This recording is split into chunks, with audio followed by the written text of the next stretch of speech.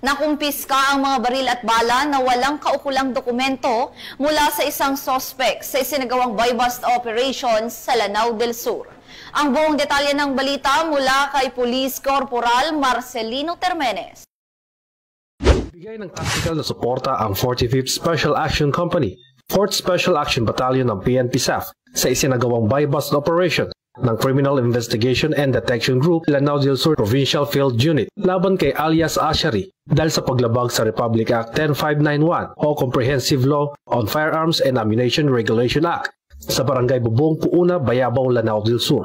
Nakumpiska sa naturang operasyon ang isang M16A1 rifle, isang HK416 assault rifle na may modified scope, 100 peraso ng 5.56mm na bala, 5 magazine, isang pulang Toyota Revo, at isang itim na jumpable plate carrier vest. Nasa CIDG Lanao del Sur na ang kustodiya ng naarestong suspect at mga nakumpiskang ebidensya para sa wastong dokumentasyon at disposisyon. At mula dito sa headquarters sa Fort Santo Domingo, Santa Rosa City, Laguna, ang tahanan ng inyong tagaligtas. Ako ang inyong PNN correspondent, Police Corporal Marcelino Termenes, alagad ng batas, tagataguyod ng Balitang Pulis.